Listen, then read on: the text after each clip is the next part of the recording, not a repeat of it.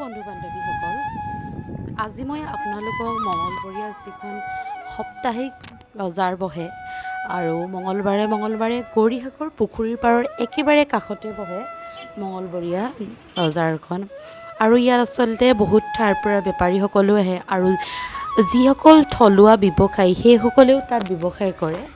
আৰু ইয়াতে বহুতো ঘৰুৱা বস্তুও পায় আৰু কিছুমান এনেকৈ বেলেগৰ পৰা অনা শাক পাচলিও পায়, কিন্তু ইয়াত যিবিলাক থলুৱা শাক পাচলি আচলতে সেইবিলাক আমি বিচাৰিব পাৰিব লাগিব। আৰু সঁচাকৈ মানে বজাৰখনত বহুতেই মানুহ হয় আৰু বহুত আঁতৰৰ পৰাও মানুহ আহে।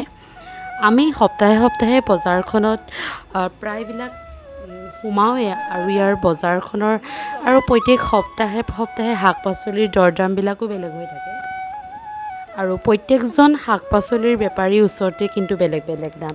কিছুমানৰ ওচৰত যদি বন্ধাকবি কেজি যদি 40 টকা, আকৌ আন এজনৰ ওচৰত আকৌ বোলে 60 টকা।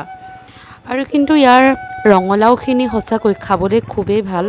আনিছিলোঁ মই ইয়াৰ আগৰটো সপ্তাহত, কিন্তু আজি মই তেনেকৈ বিশেষ বজাৰ কৰা নহ'ল। ইয়াৰ আগৰ সপ্তাহটো যিখিনি বজাৰ আছিলে সেইখিনি আছেই। বিশেষকৈ কাইলৈৰ পৰা দুৰ্গা পূজা আৰম্ভ আৰু ইয়াতে হনুমান মন্দিৰ ভাগ আছে। তাৰ সন্মুখতে ইয়াত দেখিছে নহয় দুৰ্গা পূজা পেণ্ডেলো তৰি থোৱা আছে।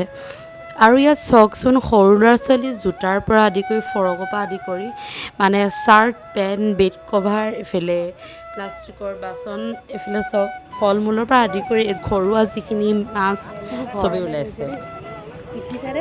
আৰু বিশেষকৈ কাইলৈ দুৰ্গা পূজা, সেইকাৰণে আজি মানুহো ইয়াত যথেষ্টখিনি ভিৰ হৈছে। আৰু চাওকচোন, এইসকল আমাৰ থলুৱা যিসকল ব্যৱসায়ী হয় তেওঁলোক, যিসকলে আপোনাৰ ঘৰুৱা শাক পাচলি, বন শাক যেনেকৈ ঘৰুৱাৰ এইফালে ফল, কিছুমান কুন্দুলি আৰু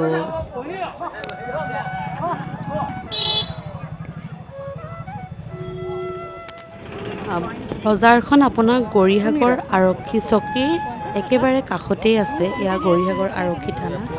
আৰু এইফালে চাওকচোন বিভিন্ন ৰকমৰ বিস্কুট, চানা, মানে ইয়াত প্ৰত্যেকবিধ বস্তুৱে ওলায়।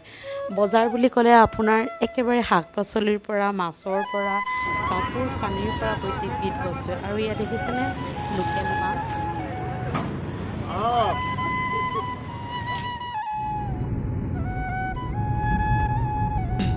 আৰু আজিলৈ মোৰ ভিডিঅ'টি ইমানতে সামৰণি মাৰিলোঁ। Bye bye.